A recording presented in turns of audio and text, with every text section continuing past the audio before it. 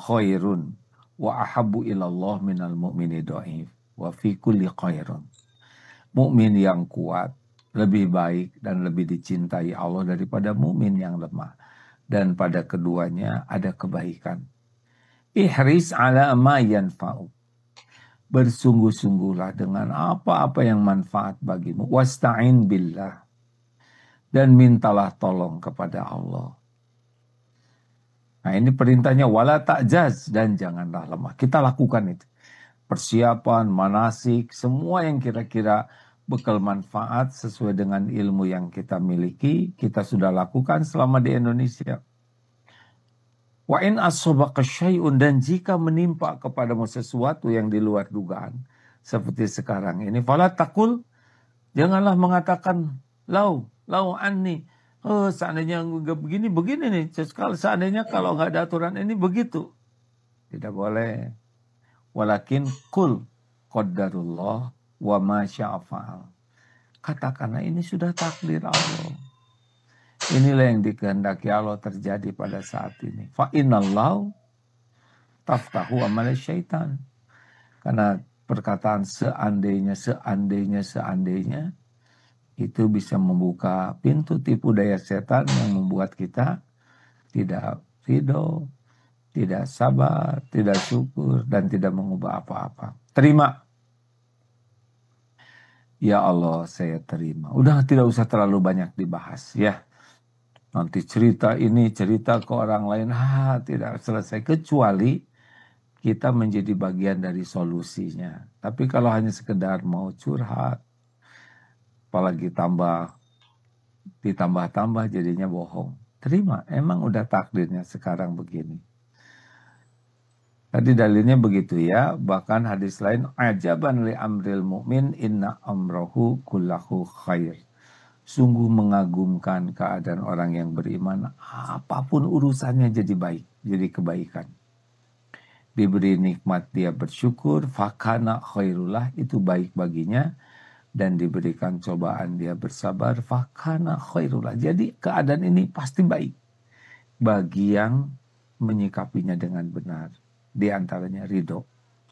Ya Allah, saya terima, saya berpisah dengan kawan-kawan saya terima, saya kebagian di hotel hanya dengan teman ini, saya terima, engkau lah yang maha mengatur segalanya.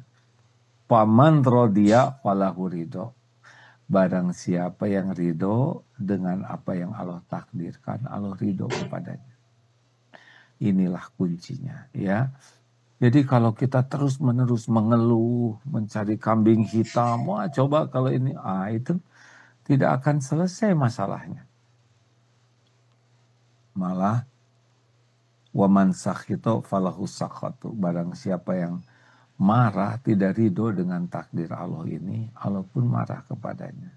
Terlepas ini siapa, kita berbaik sangka, pastilah Saudi itu ingin yang terbaik bagi kita ya.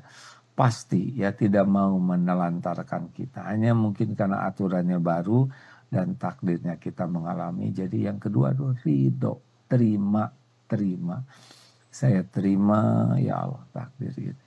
Engkau yang mengatur semuanya, engkau pasti memberikan yang terbaik. Jadi dipisah-pisah, kita kebagian sampai 17 hotel, gak apa-apa. Allah maha dekat ya. Yang ketiga, satu, kita yakin ini izin Allah. Dua, kita ridho. Yang ketiga, kalau dirasa kita banyak pahit, banyak sulit, tidak ada masalahnya kita istighfar. Ya Allah, ampun. Sekira ini menimpa saya karena dosa-dosa saya, ampun. Mendingan istighfar.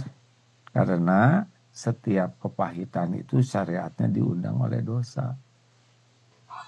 Astagfirullah wa ma asobakum min musibatin fabima kasabat aidikum. Musibah apapun yang menimpamu adalah karena perbuatanmu sendiri. Terlepas ya mungkin ini kesalahan itu di luar wilayah kita ya. Misalkan pahitnya kalau kita kecopetan, copet itu emang udah niat jelek, berbuat jelek, tapi menimpa kita itu izin Allah. Nah mungkin ada dosa kita. Tapi bukan kita menilai orang lain, wah si bapak itu pasti banyak dosanya, tidak boleh. Kita berbaik sangka kepada setiap orang. Karena ujian bagi orang beriman itu akan menjadi baik, mengangkat derajatnya, penggugur dosa, pembuka pahala yang melimpah. Maka yang ketiga adalah tobat. Astagfirullah, ya Allah, ampun, ampun. Saya ngaku saya banyak dosa, banyak salah. Andai kata semua kesulitan ini diundang dosa saya mohon jadikan situasi sulit ini menjadi pembersih diri saya. Nah itu, nanti tenang. Karena orang yang banyak istighfar, man lazimal istighfar, ja'alallahu lahu min kulli hammin farajan, wa min kulli doikin makhrajan, wa rozaqahu min haitsu la yahtasib. Nanti Allah akan mengambil semua kegelisahan di hati kita, menurunkan ketenangan, lalu nanti ada jalan keluar. Istighfar itulah yang bisa membuka aneka solusi. Dan akan ada pertolongan yang tidak diduga-duga. Daripada sibuk mencari kambing hitam, nyalahkan ini, nyalahkan itu, nyalahkan keadaan, mending tobat aja. Karena orang yang tobat, 3 hasil utamanya. Yang banyak istighfar. 1, hatinya akan dibuat tenang. Tenang, nanti jadi tenang. Walaupun kita terpisah, tapi hati kita dibuat tenang.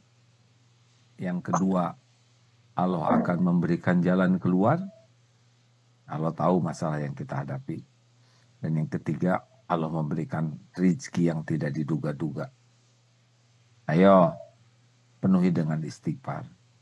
Sholat, tobat, bagus ya. Istighfar yang banyak, doa Nabi Yunus, doa Nabi Adam. Udah jangan terlalu pusing dengan persoalannya. Persoalan kita ini dikuasai oleh Allah. Tidak ada yang bisa ngasih solusi terbaik tanpa bimbingan Allah. 4, syukur.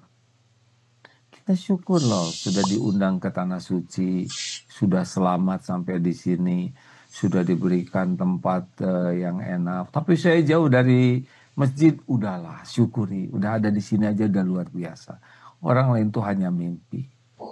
Kalau kita syukur, la in syakartum la azidannakum. La pendek itu menunjukkan kepastian.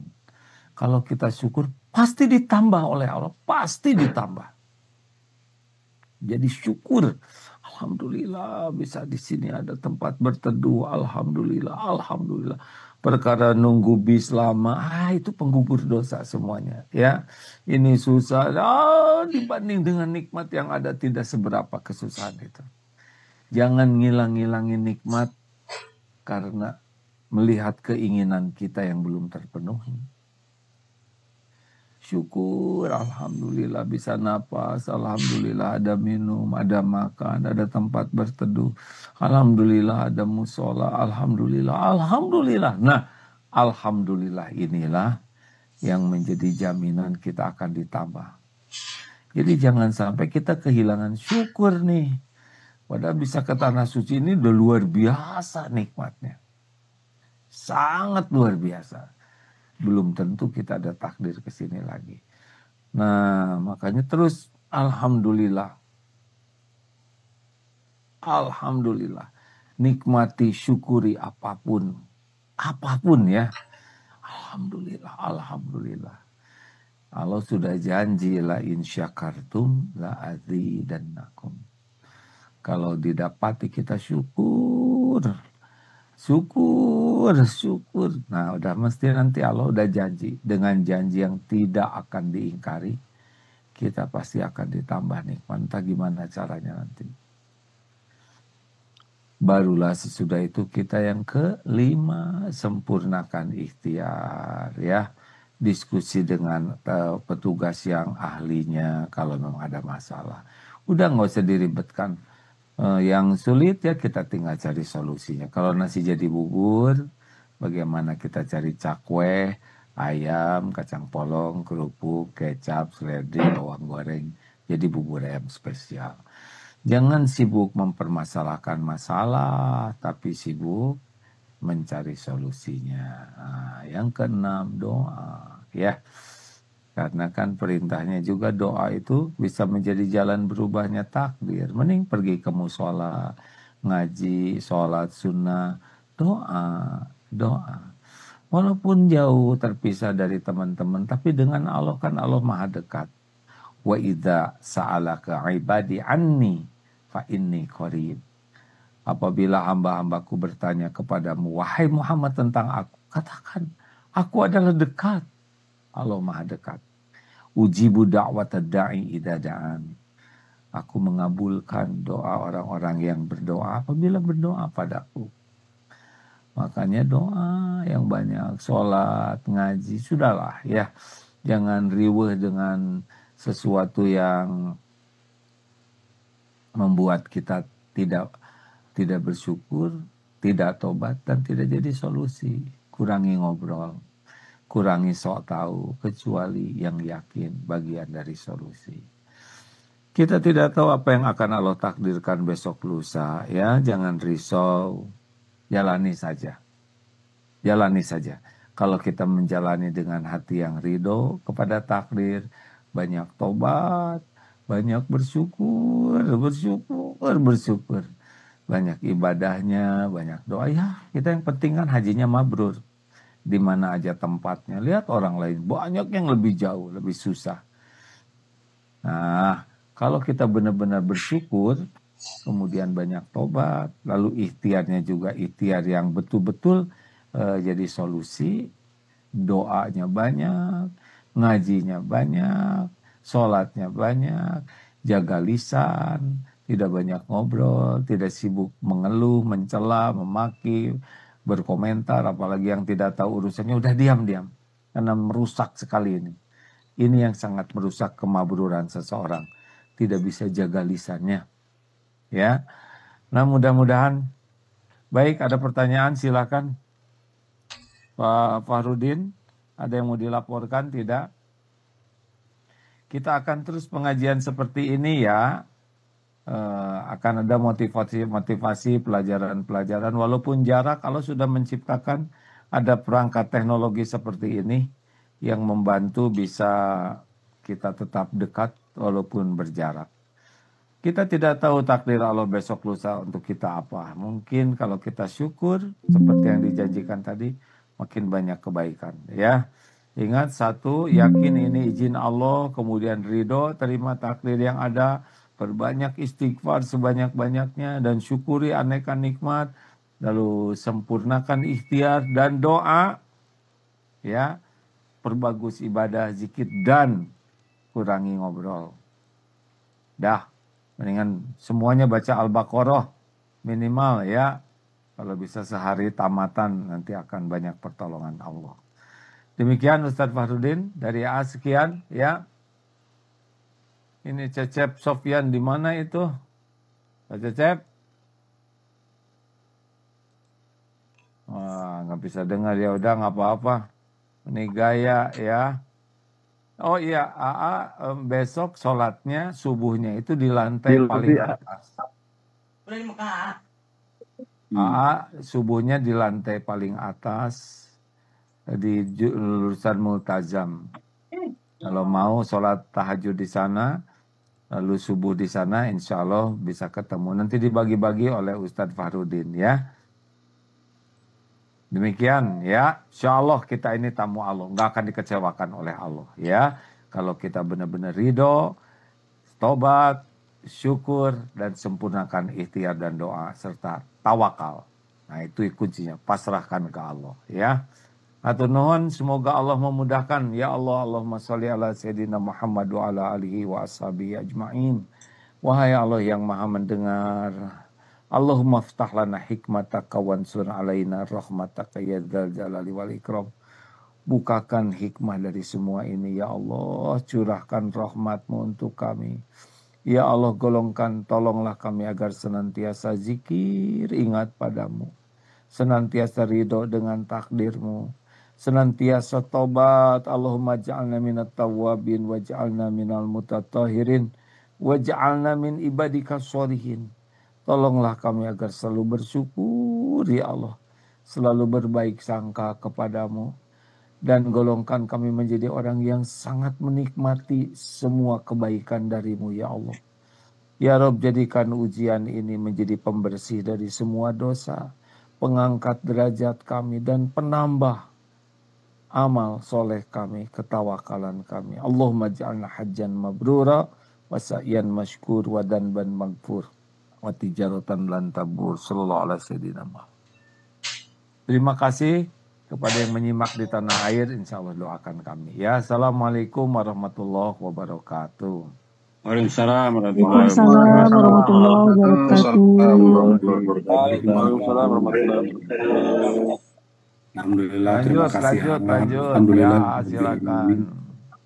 Siap, Pak, siap. Alhamdulillahirabbil alamin, alhamdulillahilladzi wa kafa. Wassalatu wassalamu ala nabiyil mustafa wa ala alihi wa ashabihi ahla sidqi wal wafa. Asyhadu an la ilaha illallah wahdahu la syarika lah wa asyhadu anna Muhammadan abduhu wa rasuluhu alladzi la nabiyya wa la rasula ba'da amma ba'd. Alhamdulillah Bapak Ibu sahabat-sahabat sekalian, kita sudah menyimak tadi tausiah dari guru kita dari Tanah Suci Mekah.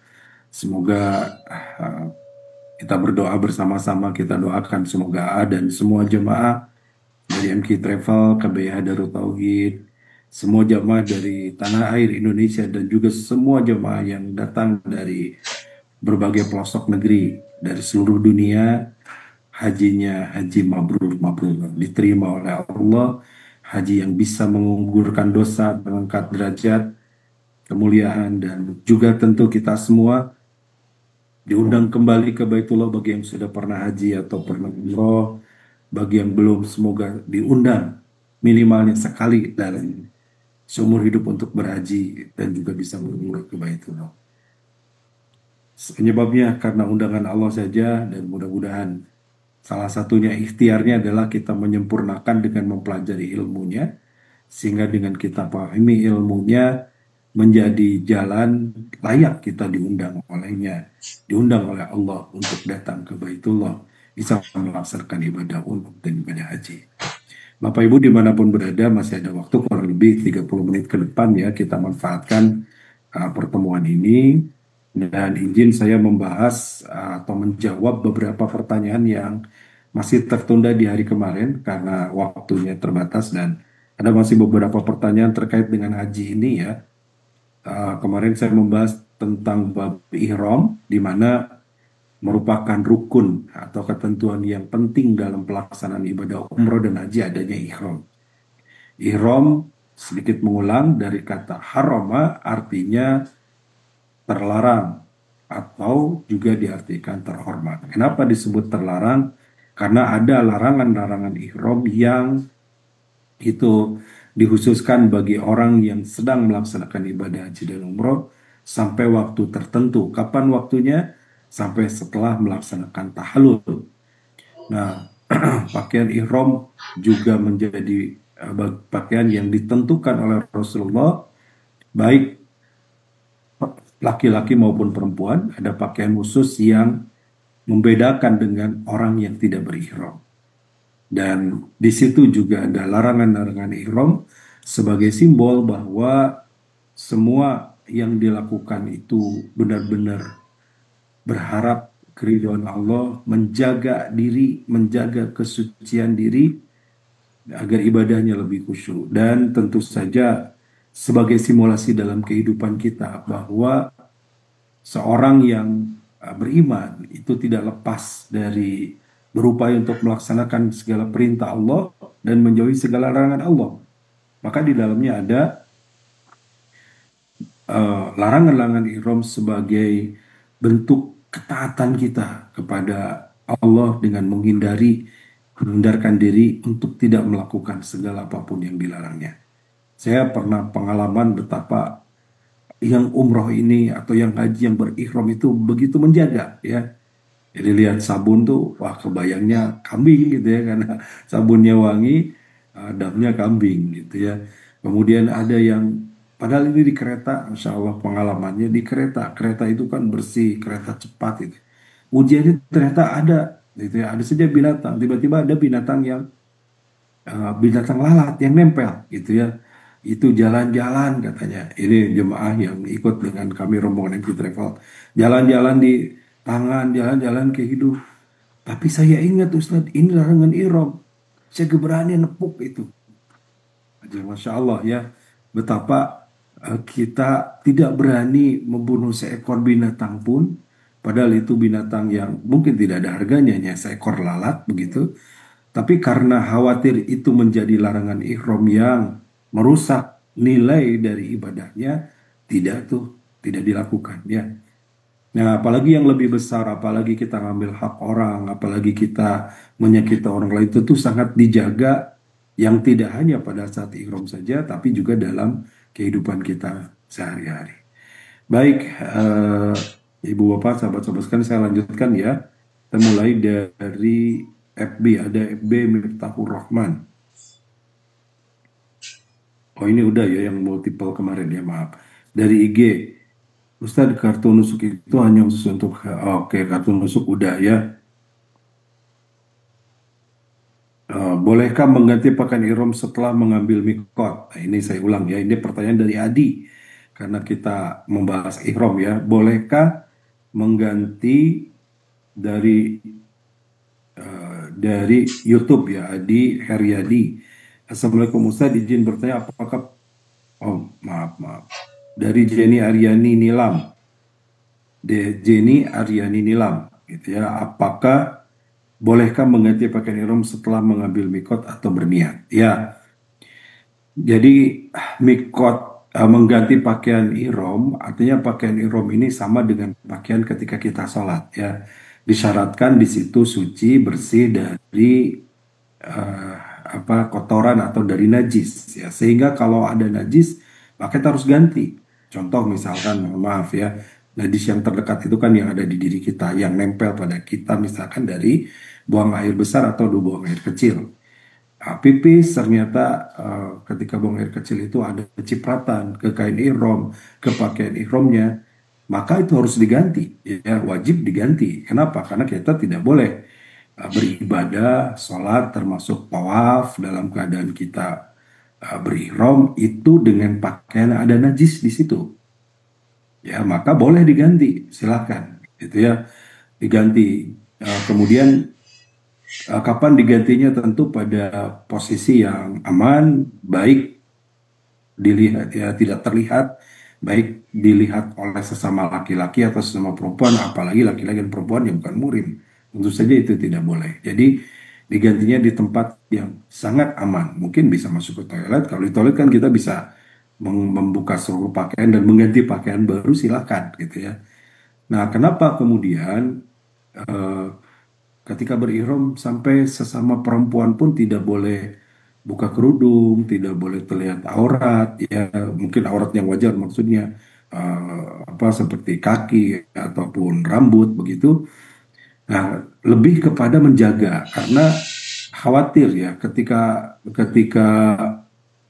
keadaan ibadah ketika ihram itu kadang-kadang setan begitu mudah untuk masuk dan bisa merusak segala niat kita, atau bahkan masuk melalui pintu hawa nafsu, pintu syahwat, sehingga orang yang sedang berihram walaupun sama wanita melihat bisa timbul hasrat ya, timbul hal-hal yang negatif, hawa nafsu. Nah, itu yang dihindari sebenarnya gitu ya.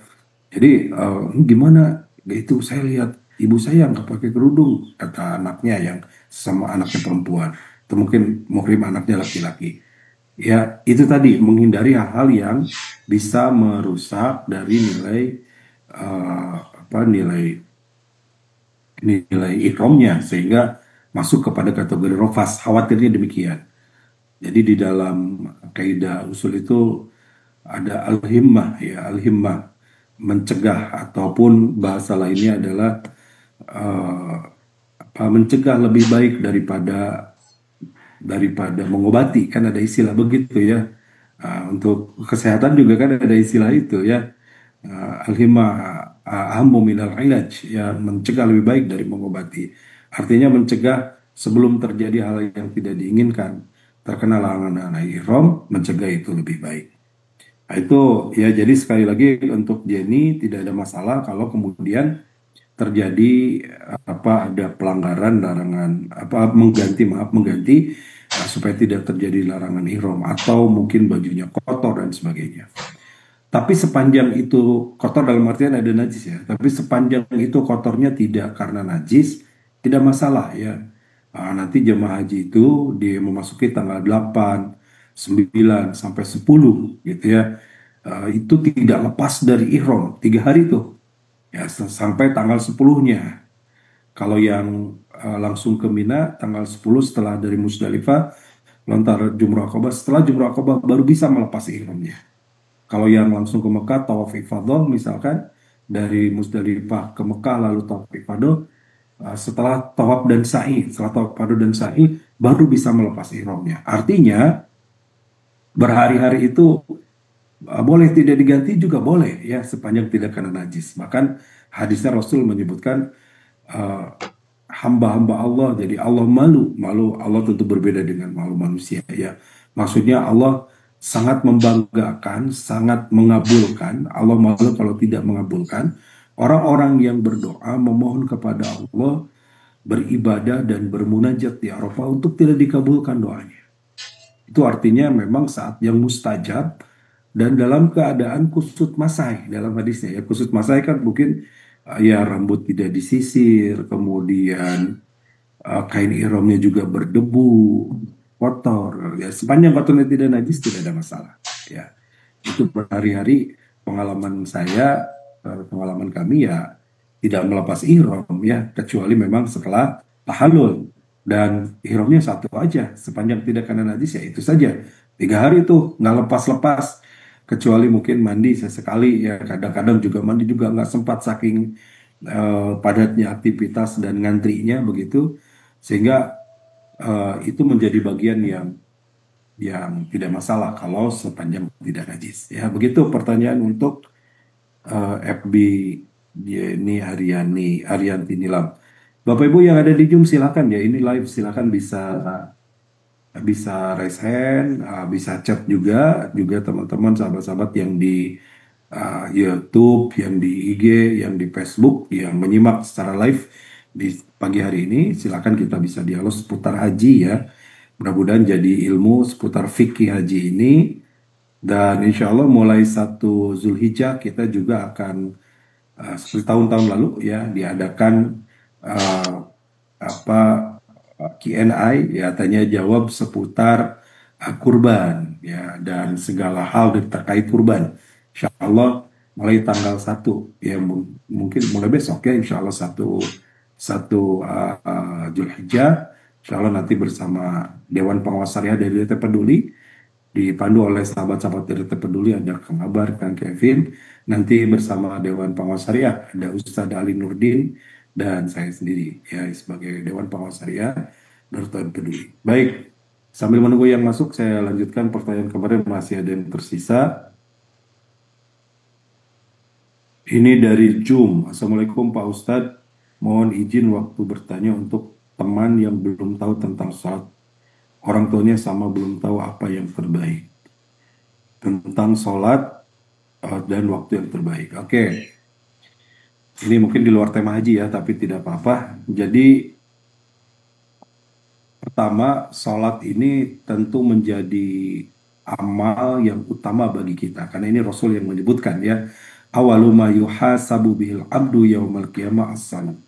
Amal yang pertama yang akan dihisab, dihitung oleh Allah di hari kiamat nanti adalah sholat. Idza salihat sairu amalu kullu wa idza fasadat sairu amalu kullu. Jika baik sholatnya maka baiklah seluruh amal-amal yang lainnya. Jika rusak sholatnya maka rusaklah amal-amal yang lainnya. Ini menunjukkan sholat memiliki peran penting dalam kehidupan kita yang tidak boleh kita tinggalkan. Bahkan sebelum amal-amal yang lain dihitung, sebelum amal yang lain dihisab, maka sholat akan lebih dulu dihisab. Ketika sholatnya baik, maka amal yang lainnya bisa jadi baik, dihitung, dihisab juga. Tapi ketika amalnya buruk, maka menjadi buruk juga ya amal-amalannya ya sehingga itu menjadi hal yang sangat kita perhatikan ya. Kalau ibadah lain itu memungkinkan untuk kita bisa mengkodok. Contoh misalkan puasa, nggak sempat puasa atau nggak bisa puasa karena sakit, karena perjalanan jauh, ya maka indatu min ayamin ukhar bisa diganti di hari-hari lain. Sementara salat ini Rasulullah menyampaikan amaran lebih kodo isaum wa lebih kodo isalah. Kau perintah untuk mengkodok puasa dan tidak mengkodok salat. Artinya dalam kondisi apapun ya. Dalam hadis lain Rasul bersabda, "Sallu qa'iman fa illam yastati fa qa'idan, fa illam yastati fa 'ala janbin." Salatlah sambil berdiri, jika tidak sanggup berdiri maka boleh sambil duduk, bila tidak sanggup sambil duduk maka sambil berbaring. Fa illam yastati fa bi isyaratin, jika tidak sanggup maka bisa dengan isyarat. Artinya menunjukkan kondisi apapun selagi masih kita hidup ya, selama hayat masih dikandung badan gitu ya, selama kita masih sadar, maka kewajiban itu menjadi bagian yang tidak boleh kita tinggalkan ya.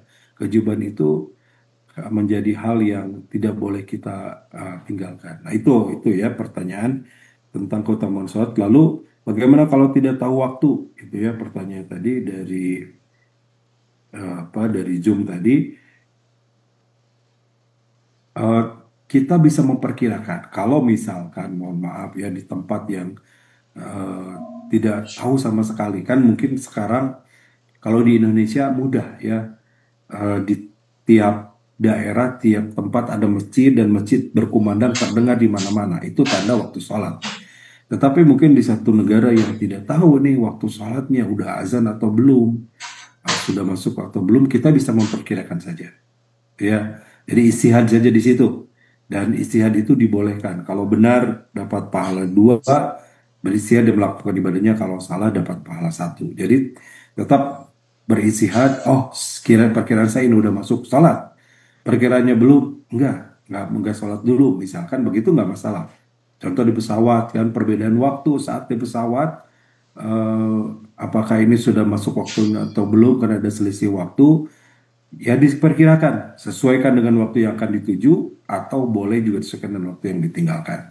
Yang jelas kita tidak boleh meninggalkan sholat selagi memungkinkan masih hidup dan ada usia maka kita lakukan. Begitu ya dari Jum. Kemudian dari Bu Nung Sumiati, Assalamualaikum Pak Ustadz, yang bertanya bagaimana hukumnya kalau ada rambut yang jatuh. Oke, ini maksudnya ketika berihram ya. Nah, rambut yang jatuh saat misalkan berihram, saat kondisi yang di situ ada larangan menggunting rambut, mengelepaskan kulit, memotong kuku, maka tidak masalah, Bu. Yang tidak boleh adalah menyengaja untuk memotongnya. Jadi misalkan ketika sedang berwudu lalu ada rambut yang lepas, atau ketika sedang menyisir rambut ada yang lepas, itu kan tidak disengaja ya. Tentu saja setelah berupaya menjaga sebaik mungkin. Jadi jangan sampai lagi haji terus nyisir gitu ya. Jadi berpeluang lepasnya lebih besar karena disengaja memperbanyak nyisir. Harusnya memperbanyak zikir, bukan memperbanyak sisiran gitu ya, memperbanyak nyisir. Nah itu jadi tidak mengapa kalau lepas secara sendirinya begitu ya. Kemudian dari Eli Ernawati mungkin ya, Eli Ernawati di IG. Ustaz, kalau tak sempat mandi boleh ganti pakaian dalamnya aja bagaimana? Boleh ya. Jadi memang berihram ini ada sunnah mandi sunnah ihram. Mandi sunnah ihram itu kapan dilakukan? Sebelum berihram. Contoh misalkan jemaah haji atau jemaah umroh berangkat melaksanakan umroh dari Madinah ke Mekah tentunya melalui Bir Ali. Biasanya sebelum ke Bir Ali sudah mandi sebelum memakai kain ihram. Itu disebut dengan mandi sunnah ihram. Mandinya sama seperti mandi junub ya, seperti mandi setelah hubungan suami istri, setelah haid atau nifas bagi wanita, setelah bermimpi bagi laki-laki yang belum menikah, atau hal lain yang mengakibatkan mandi, maka sama. Jadi sebagaimana sudah pernah kita bahas ya, mandi besar. Jadi seluruh tubuh diawali dengan berwudu, kecuali kaki, kemudian seluruh tubuh termasuk berkeramas sebagainya, pakai sabun silakan, penutupnya adalah kaki. Oh itu pakai sabun wangi karena belum ihramnya ya. Nah setelah ihram, setelah niat maka tidak boleh lagi pewangian. Nanti bagaimana sampai di Mekah mau mandi ini gerah, silakan mandi, tapi tidak pakai sabun karena sabunnya wangi, gitu ya. Tidak bersampo lagi karena samponya wangi. Jadi istilahnya mandi apa ya? Kalau orang Sunda mah mandi koboi. Mungkin karena koboi mandinya nggak pakai sabun, gitu ya. Jadi mandinya nggak pakai sabun. Atau pertanyaan ibu tadi nggak mandi lagi gimana ya nggak apa-apa juga tuh, ya. Karena sunnahnya itu sebelum berihram.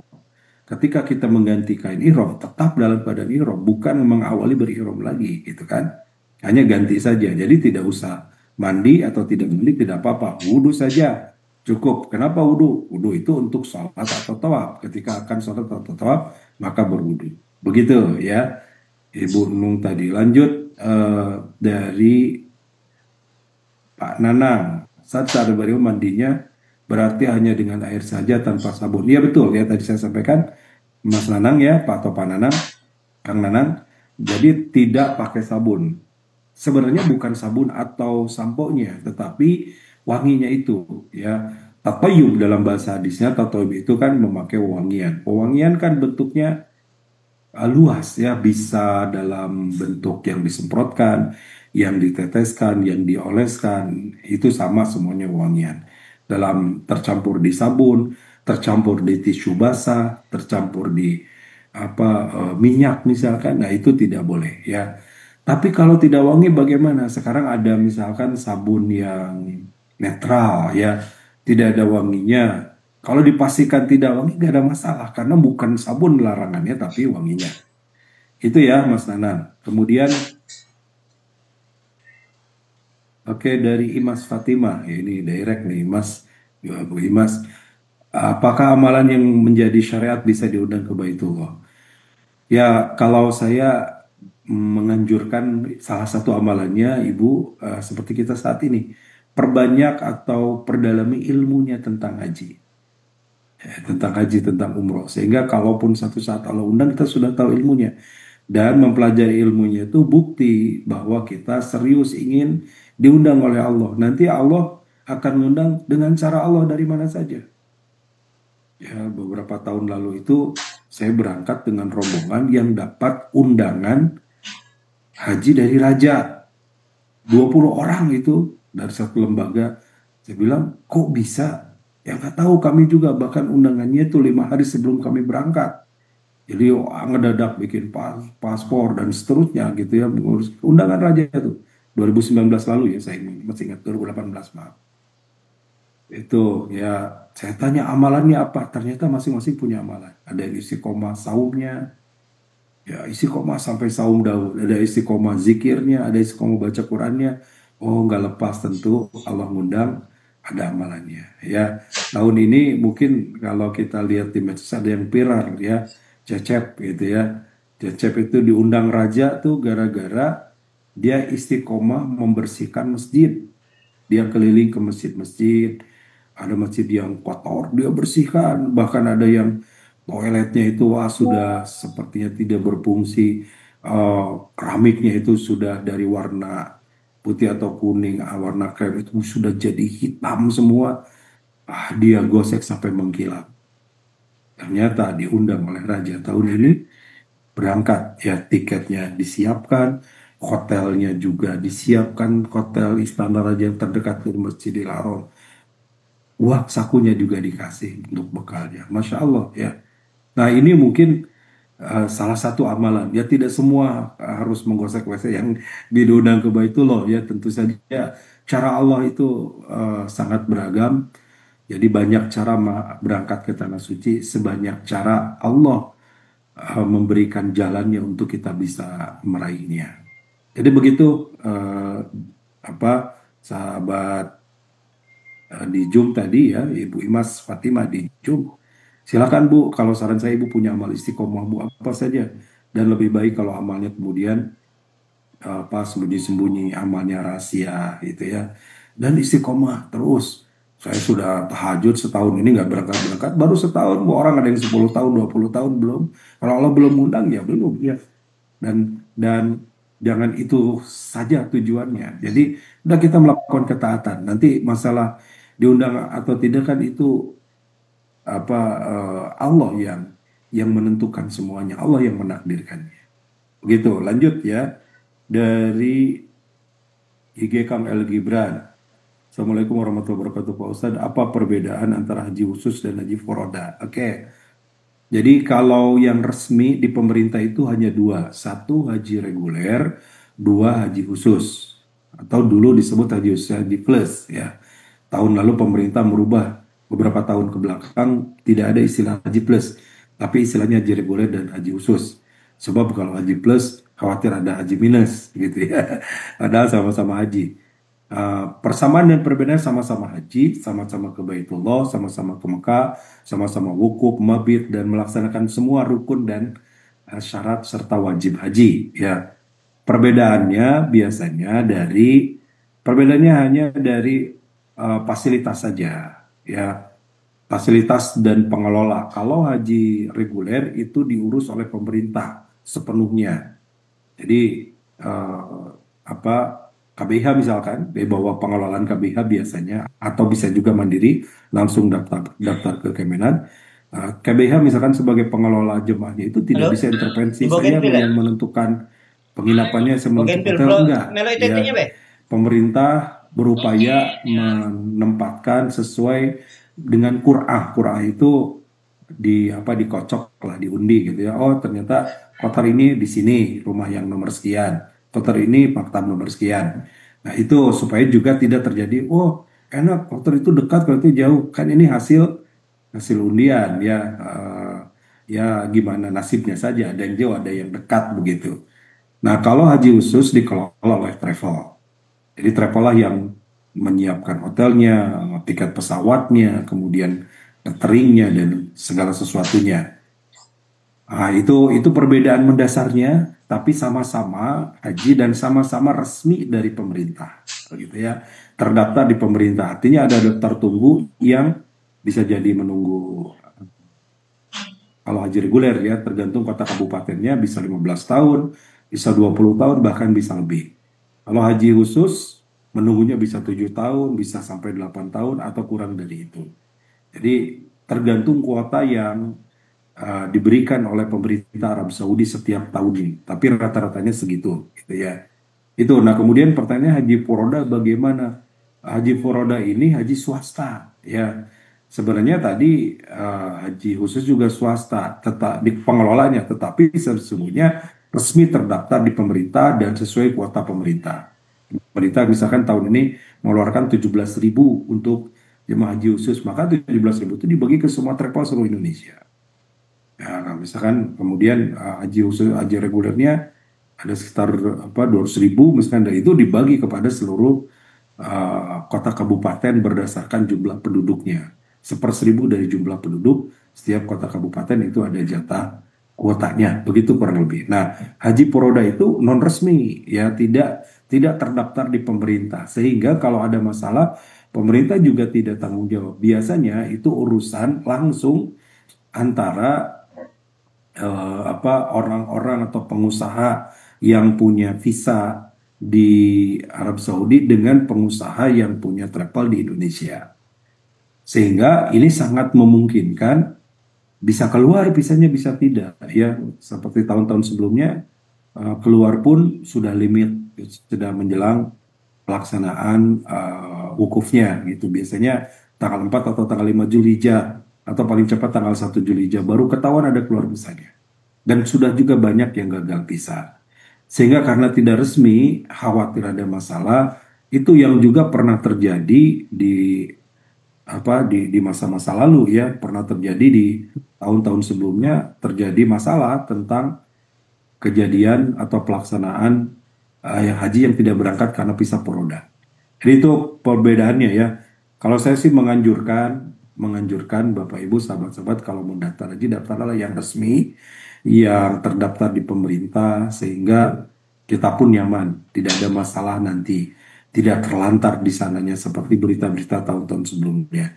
Ya, kita mengapresiasi tahun ini pemerintah Arab Saudi melakukan pengetatan ya, sehingga yang tidak memiliki haji resmi terdaftar di pemerintah, tidak memiliki kuota itu di delete gitu ya, di dilarang untuk bisa masuk ke Mekah. Itu sebagai upaya untuk memberikan kenyamanan bagi jemaah yang resmi dan melaksanaan ibadahnya dengan tertib begitu.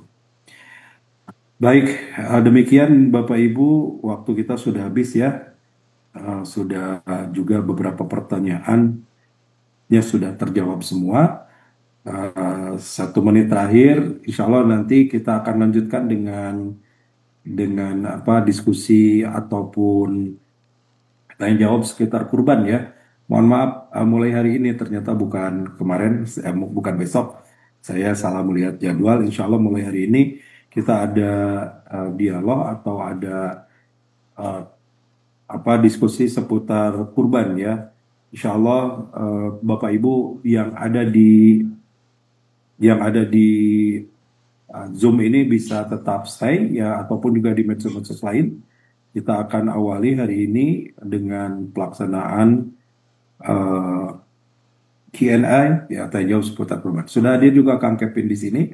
Karena sudah jam 6, saya serahkan dulu kepada Kang Kevin. Terima kasih. Assalamualaikum warahmatullahi wabarakatuh. Waalaikumsalam warahmatullahi wabarakatuh. Insyaallah turun Ustaz, jazakallahu khair atas ilmu yang telah disampaikan terkait seputar haji. Baik ayah bunda dan sahabat-sahabat semuanya, insya Allah setelah ini jangan berlanjut terlebih dahulu nih, seperti yang disampaikan oleh Ustaz Mulyadi, akan kita lanjutkan pertanyaan seputar ibadah kurban. Baik, bismillahirrahmanirrahim. Assalamualaikum warahmatullahi wabarakatuh.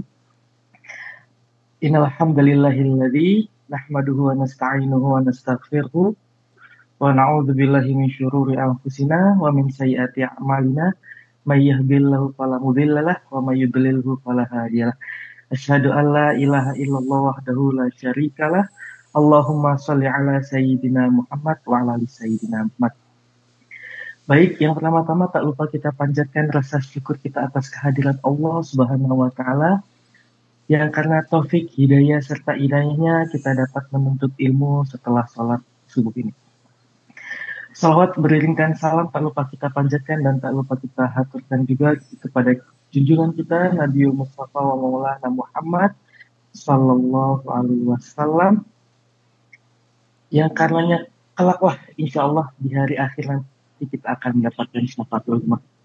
Baik ayah bunda dan sahabat-sahabat semuanya, mohon izin saya Kevin Akbar Pramadipa dari DT Peduli insya Allah akan memandu acara Q&A, question and answer ataupun tanya jawab seputar kurban. Insya Allah Q&A terkait kurban ini akan ada 2 pemateri seperti biasanya, ada Ustaz Mulyadi Al-Fadil dan juga Ustaz Ali. Baik ayah bunda dan sahabat-sahabat yang insya Allah dirahmati oleh Allah, bahwasanya sebagaimana yang kita ketahui umat Islam itu ada kalendernya tersendiri nih, yaitu yang disebut dengan kalender Hijriyah. Di setiap bulannya ada keistimewaannya sendiri dalam segi ibadah. Dan ada juga Allah menyebutkan bahwasanya ada yang bulan disebutkan dengan bulan haram, yakni bulan yang dimuliakan dan di dalamnya terdapat larangan dan juga anjuran beribadah.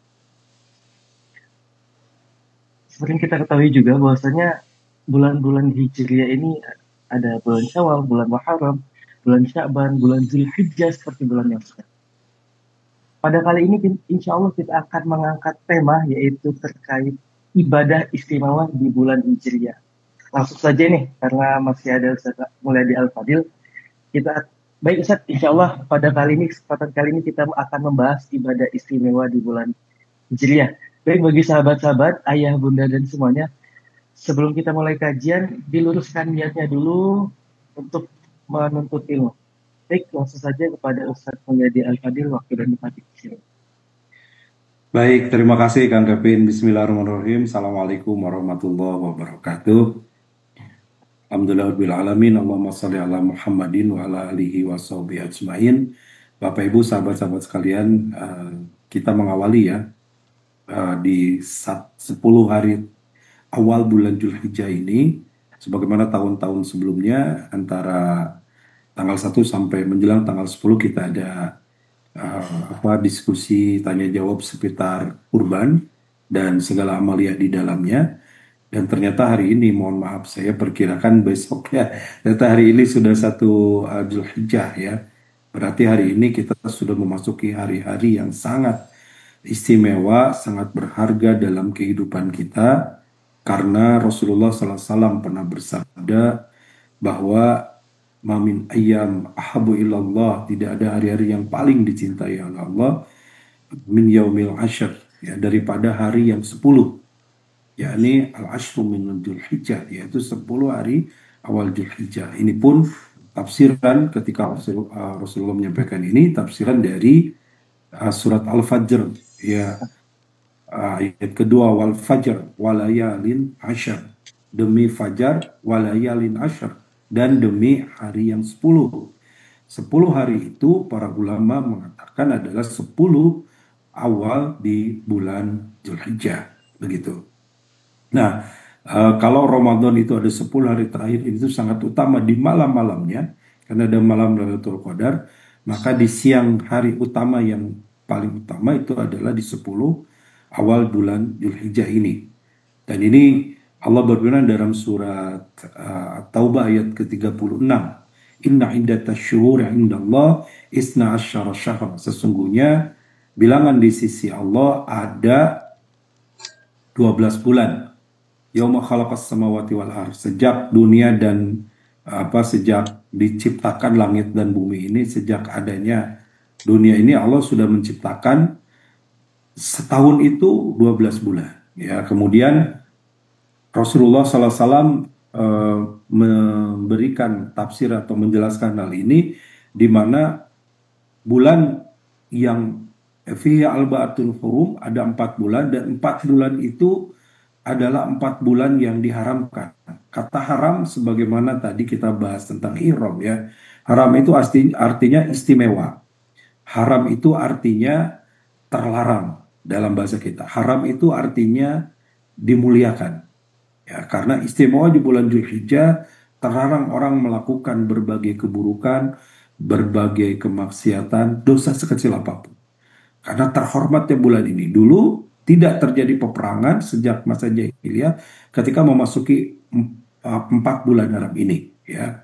Rasul kemudian menyebutkan dan merinci 4 bulan ini, salasun mutawaliyat, 3 bulan berturut-turut, kemudian wa Rajab Mudhar, dan 1 bulan itu bulan Rajab bainal Jumadi wa Sya'ban, antara bulan Jumadi dan Sya'ban. Nah, sekaranglah kita memasuki bulan haram itu. Setelah kemarin kita berada di bulan Dzulqa'dah, kita memasuki bulan Dzulhijjah. Ini adalah bulan yang sangat dimuliakan oleh Allah. Sekali lagi hadisnya, Rasulullah bersabda dalam hadis yang diterima dari Ibnu Abbas ya, ma min ayyamin amalus salih piha habu ilallah min hadhil ayyam. Tidak ada satu amalan saleh yang lebih dicintai oleh Allah melebihi amal saleh yang dilakukan pada hari-hari ini, yakni ayyamul ashr, yaitu hari yang 10. Qalu ya Rasulullah wala jihad fi sabilillah. Mereka bertanya, tidak juga dengan jihad fi sabilillah? Maka Rasul menjawab, wala jihad fi sabilillah. Tidak juga dengan jihad fi sabilillah. Artinya lebih daripada jihad fisabilillah, amal-amal di hari-hari ini lebih utama. Illa rajulun kharaja bi nafsihi wa malihi falam yarji min dalika bisyai'in. Kecuali seseorang yang dia keluar dari rumahnya untuk berjihad, dan dia berangkat jihad dengan jiwa dan hartanya, dan tidak kembali satu apapun. Hartanya habis dipakai jihad, jiwanya terbunuh dalam medan perang. Hanya itu yang bisa menandingi amal kita di 10 awal bulan Dzulhijjah ini. Ya, maka tentu kita harus sangat manfaatkan betul menjadi amal yang terbaik kita. Ibnu Rajab Al-Hambali pernah mengatakan, wa idza kana ahabu ilallah fa huwa afdalu indahu. Kalau ada satu amal yang amal itu dicintai oleh Allah, maka tentu amal itu memiliki keutamaan. Ya, memiliki keutamaan. Satu lagi Kang Kevin, jadi mungkin ada pertanyaan, lalu apa yang harus kita sempurnakan, apa yang harus kita lakukan? Kita amal-amal apa yang kita persiapkan tentunya. Nah, tentu iksaru amalus soleh. Semua amal soleh yang baik, yang itu mendekatkan diri kepada Allah kita lakukan, gitu ya. Dan juga menghindari hari amal-amal buruk. Nah, nanti puncaknya, tentunya puncak dari semua amal ini di tanggal 10, tentu kan 1 sampai 10. Puncaknya tanggal 10. Ya, puncaknya tanggal 10-nya adalah bagi kita yang tidak berhaji adalah berkurban. Tapi rangkaian dari awal tanggal 1 sampai tanggal 10 ini ada ibadah-ibadah amal soleh yang diperintahkan untuk kita perbanyak. Baik, demikian Kang Kevin sebagai pengantar. Ya, silakan. Berarti Ustaz, selama 1 sampai 10 hari ke depan, berarti yang paling diutamakan adalah semua sesuatu yang diperintahkan oleh Allah untuk mendekatkan diri kepada ketakwaan, berarti Ustaz, yang paling Betul. diutamakan kayak gitu Ustaz. Ya, ada beberapa amalan yang memang sangat dianjurkan ya. Satu tentunya kita diperintahkan berpuasa. Ada 2 pendapat puasa ini. Ada yang melakukan full puasa dari tanggal 1 sampai tanggal 9 gitu ya. Seperti disampaikan atau dilakukan oleh beberapa sahabat tabi'in begitu. Jadi memasuki awal Zulhijjah 10 Muharram berpuasa itu di hari-hari tersebut. Ada juga yang ini tidak ada khusus puasa Muharram, puasa Zulhijjah, tapi kemudian mau puasanya puasa yang biasa saja, yang sunnah-sunnah yang sudah biasa dilakukan, silakan ya. Contoh misalkan puasa Senin Kamis, kemudian mungkin juga mau puasa Daud yang saling sehari, silakan. Dan tentu nanti tanggal 9 ada puasa Arafah ya. Tanggal 9 nanti 1 hari sebelum Idul Adhanya, ketika para jemaah haji wukuf di Arafah, maka kita yang tidak wukuf, yang di luar area Arafah, kita melaksanakan puasa yang Rasul sampaikan, pahalanya adalah menghapus dosa 2 tahun, setahun ke depan, setahun ke belakang. Begitu. Itu yang pertama. Yang kedua, sebagaimana dalam hadis riwayat Imam Bukhari ya, hari-hari Zulhijjah itu adalah hari-hari memperbanyak zikir kepada Allah. Jadi zikir mulai dari sekarang juga. Bahkan zikir ini dianjurkan di hari yang utamanya di hari ke-10 sampai hari 13. Itu yaumil nahar wa ayyamut tasyrik. Di hari penyembelihan dan hari-hari tasyrik adalah ayyamuzkurullah, hari-hari engkau senantiasa berzikir kepada Allah. Ini riwayat Ibnu Abbas, diterima dari Ibnu Abbas diantaranya, di mana Rasulullah memerintahkan fadkurullah fi ayyamin ma'lumat. Sebutlah Allah di hari-hari yang ditentukan. Ayyam ma'lumat ini para ulama memaknai 10 hari awal dari bulan Zulhijjah ini. Wa ayyamul asyr wa ayyamul ma'dudat, dan hari ke-10 berarti 1 sampai 9 dan 10-nya hari ke-10 atau hari penyembelihan, wa ayyamut tasyrik, dan hari-hari tasyrik sampai tanggal 13. Wa kana Ibnu Umar wa Ibnu Hurairah yakhrujani ila suq fi ayyamil asyr yukabbiran. Ya, bahkan Ibnu Umar kemudian Abu Hurairah itu keluar, artinya keliling. Dia pergi ke pasar-pasar bertakbir. Allahu Akbar itu bertakbir, gitu ya. Nah, kalau mungkin takbirannya belum, karena di kita memang lazimnya dari tanggal 10 atau malam menjelang 10 sampai tanggal 13, ya perbanyak zikir intinya. Ya, perbanyak zikir itu menjadi amal berikutnya, gitu ya. Nah, termasuk juga tentu mempersiapkan diri untuk berkurban. Begitu Kang Kevin, silakan. Masya Allah. Baik nih sahabat-sahabat nih yang masih banyak kurang zikirnya, sesuai dengan anjuran Nabi tadi, dari tanggal 1 Zulhijjah sampai tanggal 10, mari kita memperbanyak zikirnya. Kalau kayak gini Ustaz, untuk larangan khusus di bulan Zulhijjah ini ada atau tidak Ustaz? Untuk yang tidak berhaji.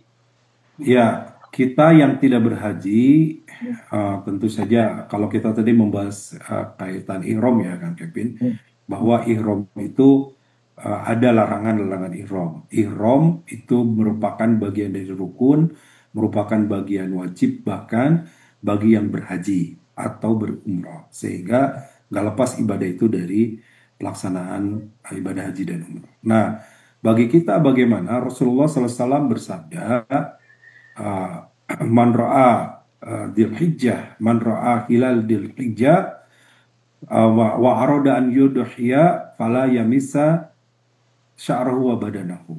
Nah, ini ada kekhususan juga bagi orang-orang yang akan melaksanakan kurban, ya. Mulai tanggal 1, artinya man ra'a hilal Dzulhijjah, siapa yang melihat hilal Dzulhijjah. Artinya di situ sudah masuk tanggal 1 Dzulhijjah. Bagi yang berniat, man arada di situ, arada itu yang menginginkan, artinya berniat, bertekad, ingin melaksanakan, ayyudhiya, berkurban, ala yamissa, maka janganlah dia menyentuh. Kata menyentuh di situ maksudnya adalah memotong, ya, sya'rahu wa badanahu. Sya'rahu rambutnya, wa badanahu bagian badannya, yaitu kukunya. Nah, jadi menggunting rambut, memotong kuku itu bagian yang dilarang bagi orang yang akan berkurban. Tapi ini bukan larangan haram, bukan larangan yang berdosa. Kalau kemudian juga tidak sengaja menggunting atau memang ada sesuatu yang mengakibatkan memang harus menggunting rambut atau kukunya, begitu. Jadi makna sya'run itu rambut, tapi rambut bisa luas. Ya, mohon maaf itu ya, tidak hanya rambut kepala tapi juga mungkin kumis, jenggot atau bagian bulu lainnya itu tidak dipotong selama dari tanggal 1 sampai tanggal 10 nanti penyembelihan. Yang kedua badan itu yang dimaksud bukan seluruh anggota badan tetapi kuku, ya, walaupun kalimatnya di situ badan. Disebutnya badan, tidak kuku, tapi yang dimaksud kuku. Nah, mungkin ada yang bertanya, kenapa harus tidak boleh menggunting rambut, menggunting kuku? Ini litasarrufil hajj, untuk menyerupai atau merasakan suasana orang yang berhaji. Kalau berhaji ada larangan ihram. Larangan ihram itu tidak hanya menggunting rambut, memotong kuku, banyak, ya. Nah, bagi laki-laki tidak memakai pakaian biasa, tidak memakai tutup kepala, tidak memakai sepatu. Bagi laki perempuan tidak menutup tidak memakai wangian, tidak berburu, memburu binatang, dan seterusnya. Hanya satu bagi yang akan berkurban ini, supaya merasakan suasana haji, menjaga larangan ihram, hanya satu, tidak menggunting rambut dan memotong kuku saja. Nah, itu yang bisa dilakukan, menjadi larangan yang tidak haram sebenarnya, tetapi larangan yang kalau kita lakukan akan membuat kita bisa mendapatkan pahala karena mengikuti sunnah, mengikuti dan melaksanakan sunnah dari Rasulullah SAW bagi yang akan berkurban. Begitu Kang Kevin, silakan. Masya Allah, siap, jazakallah khair. Baik nih Ayah Bunda dan sahabat-sahabat semuanya, insya Allah setelah ini kita akan melanjutkan dengan sesi tanya jawab bagi ya sahabat-sahabat dan Ayah Bunda yang penasaran terkait hari-hari istimewa di bulan Hijriah ataupun terkait pertanyaan seputar kurban, bisa langsung untuk bertanya. Ini Ustaz sudah ada pertanyaan dari Instagram Ustaz, dari Ibu Yulinda tuh. Jadi Ustaz Kevin bacakan pertanyaannya. Saat ini beredar video tentang kurban 1 ekor kambing untuk 1 keluarga, bukan per orang. Mohon penjelasannya Ustaz. Baik. Nah, ini bagus sekali pertanyaannya dan ini sering muncul, ya. Apakah boleh berkurban dengan 1 keluarga, ya? Cukup dengan 1 orang. Ini izin saya sampaikan hadisnya, di mana hadis ini juga cukup masyhur, ya. Hadis yang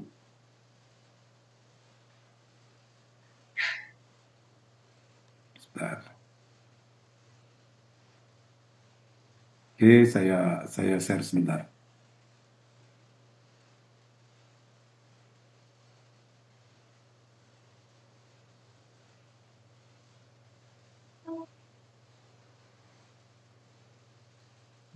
Oke, ya, ini saya share hadisnya.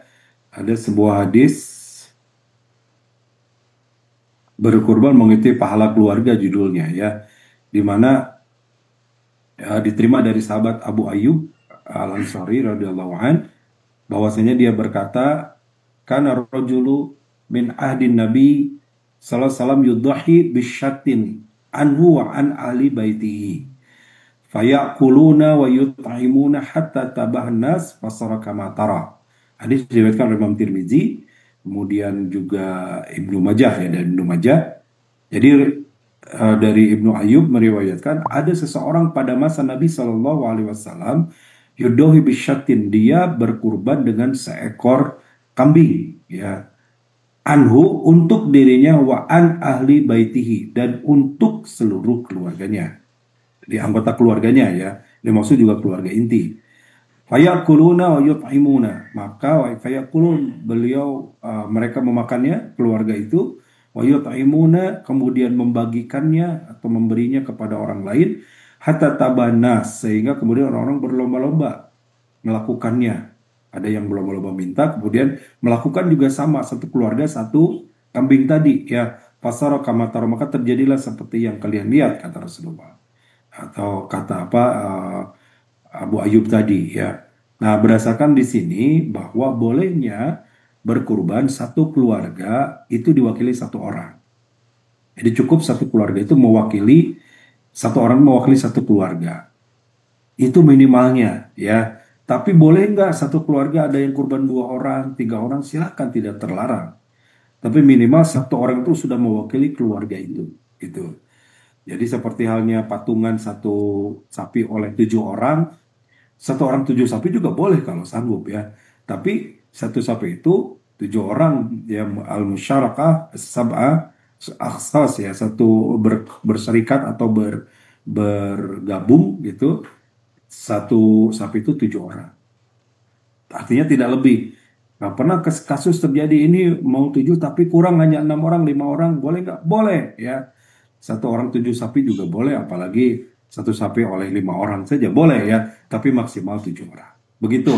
Nah, jadi pertanyaan Ibu tadi, bagaimana dengan satu keluarga itu mencukupi? Jadi silakan satu keluarga saja, cukup satu orang, maka yang lainnya dapat pahala ikutan istilahnya. Pahalanya dapat ya, karena sebagai anggota keluarga. Misalkan saya istri 1, anak 3, berarti berlima dengan saya yang kurban, anak istri kebagian pahalanya. Itu udah cukup. Hadisnya tadi riwayat Tirmizi dan Ibnu Majah, diterima dari Abu Ayyub Al-Ansari. Begitu. Lanjut Kang Kevin, silakan. Ada yang rese nikahnya di ini, silakan. Ya di Zoom Ustaz, boleh langsung on mic ya untuk Bapak atau Ibu? Ibu Dede silakan. Ibu Dede. Boleh Ibu Dede di on mic ya terlebih dahulu.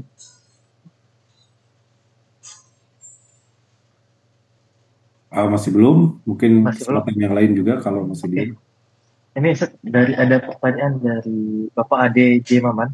Izin bertanya Ustaz, kalau dasar hukum atau ada hadis yang membolehkan kurban sapi untuk 7 orang, tapi bukan satu keluarga? Itu Ustaz. Oke. Ya, jadi boleh ya. Boleh, jadi nggak satu keluarga, ya nggak apa-apa. Jadi satu keluarga, satu orang nih yang patungannya, berarti bisa untuk 7 keluarga. Jadi 7 keluarga, tapi atas nama satu orang. Boleh atas namanya suaminya, istrinya, atas nama anak, silakan. Pokoknya satu keluarga satu orang. Berarti kalau satu keluarga satu orang, untuk sapi bisa patungan 7 orang. 7 orang ini bisa dari 7 keluarga. Boleh juga satu orang dari satu keluarga. 7 orang dari satu keluarga. Boleh 7 orang dari 2 keluarga. Tentu maksimal 7 keluarga gitu ya, karena maksimal 7 orang. Dan jelas nama muqaribnya. Jadi dari keluarga Bapak Anu, ya siapa? Tentukan satu orang ya, Bapak Anunya, karena seperti halnya misalkan di sekolah ya, suka terjadi kan, di sekolah oleh wali kelas atau mungkin kayaknya dikumpulkan, ayo masing-masing patungan nih, kita beli beli kambing. Nah, kambing itu untuk satu orang. Sementara satu kelas 30 orang, harga kambing 3 juta. Masing-masing misalkan ngumpulin 100.000. Harga kambing 3 juta. Untuk siapa? Tentukan satu orang di antara satu kelas itu. Mungkin atas nama wali kelas boleh, atas nama KM-nya, atas nama mau penjaga sekolah. Harus ada nama satu orang muqarib. Karena satu orang itu satu muqarib. Gimana yang patungan? Insya Allah dapat pahala sedekah, pahala kebaikannya, pahala berkurbannya dapat. Tapi yang kurban harus nama satu. Begitu, lanjut Apa Kang itu Kevin. laporannya? Bu Dede sudah Kalau bisa ya? udah unmute. Boleh langsung Bu Dede. Assalamualaikum warahmatullahi wabarakatuh, Ustadz. Oh iya. Waalaikumsalam Eko warahmatullahi usaha ya. Izin bertanya, Ustadz. Tadi menyambung pertanyaan tadi. Kalau misalkan kebetulan kan Iya. saya mempunyai 6 anak. Nah, kalau misalnya kami berkurban nih, misalkan 3, 1 buat saya dengan suami, yang kedua buat 3 orang anak perempuan saya, yang ketiga buat 3 orang anak laki-laki saya. Nah, itu gimana Ustadz hukumnya? Maaf Bu, gimana? Tadi agak keputus. Ada Kan saya ingin berkurban 3 ekor atau 3 ekor. Nah, terus yang pertama untuk saya dan suami, yang kedua untuk 3 orang anak perempuan saya, nah yang ketiga untuk 3 orang anak laki-laki saya. Itu hukumnya gimana? Yang pertama. Nah, yang kedua, seandainya kita berkurban sapi nih Ustadz, tapi gabungan itu kita mengatasnamakan misalkan saya dan suami saya, apa itu boleh? Baik Bu. Oke. Assalamualaikum. Waalaikumsalam. Saya jawab yang kedua dulu ya. Jadi atas namanya satu orang sekali lagi Bu ya. Baik atas nama ibu saja nggak apa-apa, atau atas nama bapak boleh, tapi ibu dapat pahala keluarga, dapat pahala kebaikan dari kurban yang tadi contohnya sahabat tadi satu orang untuk dirinya dan keluarganya gitu ya. Abisyatin anhu wa ahli baitihi, berapapun jumlah anggota keluarganya. Boleh juga Bu, sebenarnya di kita itu kan suka ada tahun ini atas nama bapak, tahun depan atas nama ibu, tahun depannya anak pertama, itu juga boleh ya. Yang penting satu itu untuk satu orang, begitu. Nah, boleh juga seperti pertanyaan ibu yang pertama tadi. Ini kan berkeluarga, punya anak perempuan 2, anak laki-laki 3, dan ada suami istri. Nah, untuk yang satu atas nama ibu misalkan, yang kedua atas nama anak yang laki-laki, yang ketiga atas nama perempuan. Jadi sekeluarga 3 ekor boleh ini ya. Jadi tidak usah diususkan yang satu buat ibu dan bapak, yang satu buat anak laki-laki saja, yang satu perempuan saja, enggak. Udah aja nggak apa-apa. Atas nama 3 orang yang penting ya, karena satu kambing itu untuk 1 orang, 1 sapi untuk 1/7 gitu ya, 1 sapi untuk 7 orang. Jadi namanya yang ditentukan saja, nggak usah ini untuk bapak, ini untuk anak, nggak usah gitu ya, karena tadi itu sudah satu keluarga, pasti pahalanya dapat. Jadi dari keluarga itu lebih banyak menyembelihnya, lebih dari 1, maka kebaikannya juga insya Allah lebih banyak bagi keluarga tersebut. Saya kira begitu Ibu, wallahu alam. Semoga bisa menjawab ya. Ustaz, izin Kevin lanjut dengan ada pertanyaan dari Instagram Ustaz, dari Ibu Gita. Assalamualaikum warahmatullahi wabarakatuh Ustaz. Izin bertanya, jika seorang ayah berkurban, apakah satu keluarga ikut dalam niat kurban dan menjalankan larangan ketika ikut berkurban? Syukur. Baik. Ya, mau habis baterainya Pak Richard dulu. Baik, jadi hadisnya tetap sama yang tadi ya, dari Abu Ayyub Al-Ansari, bahwa di situ disebutkan bisyatin anhu wa an ahli baitihi fayaqulu yut'imuna hatta tabahan nas fasara kama tara, ya, seorang yang pada masa Rasulullah dia berkurban dengan 1 ekor kambing untuk dirinya dan keluarganya. Jadi siapa yang kemudian harus tidak memotong kuku, tidak boleh memotong rambut, muqaribnya saja. Jadi tidak usah semua keluarga ya, tidak usah satu keluarga. Itu ya, niat kurbannya bagaimana 1 orang itu, tapi sekali lagi dapat pahala ikutan, dapat pahala sebagai anggota keluarga itu. Tapi kalau misalkan mau lebih juga silakan, sekali lagi ya. Jadi 1 ini minimal ya, minimal. Dan secara hukum bahwa pelaksanaan kurban ini kan berbeda pendapat para ulama, walaupun mayoritas adalah hukumnya sunnah muakkadah ya, sunnah yang sangat dianjurkan. Karena ini dianjurkan, sangat dianjurkan, bahkan ada yang sampai mewajibkan, jangan sampai kita tidak melakukan. Dan ini hanya setahun sekali, jangan sampai setahun sekali kita melewatkan. Nah, sehingga upayakanlah kita berkurban gitu ya, minimalnya satu keluarga satu. Tapi satu keluarga mau lebih dari situ boleh. Ini mau ikut di komplek nih ya, dengan tetangga ikut. Tapi ini ada kurban peduli negeri, aduh ada daerah terpencil yang mereka jarang makan daging mau ikutan juga, silakan ya. Nanti yang di komplek mengatas nama satu orang di antara anggota keluarga yang ikut KPN untuk satu orang lagi atas nama keluarga nama yang lainnya. Oke, nanti yang di sini ibu, yang di sini bapak, atau yang ke sana anak, begitu. Nah, seperti itu sehingga niatnya pahalanya juga berlimpah dan semua anggota keluarga dapat pahala kebaikannya. Siap. Siap, Ustaz. Izin Ustaz, Kevin langsung lanjut ke pertanyaan dari YouTube dari Ibu Anissa. Bismillah Ustaz, jika ingin berkurban tapi belum akikah, bagaimana hukumnya tersebut Ustaz? Baik, antara kurban dan akikah dua hukum yang berbeda ya. Walaupun sama-sama objeknya binatang ternak ya, sama-sama objeknya adalah kambing. Walaupun dalam kurban kan kita bisa memilih, bisa unta ya, ibil, bisa ghanam, atau kambing bisa bakar atau sapi ya, dan ditentukan untuk kambing satu orang satu mukorib, untuk unta bisa untuk berserikat 7 sampai 10 orang. Ada dua riwayat, ada 7 atau 10, untuk sapi untuk 7 orang. Nah, sementara akikah itu nggak ada akikah sapi ya, sama dengan kambing saja. Itu satu. Yang kedua, jadi objeknya sama binatang ternak berupa kambing. Yang kedua terkait waktu. Jadi akikah itu yang hadis sahih itu pada tanggal atau pada hari ke-7 dari kelahiran.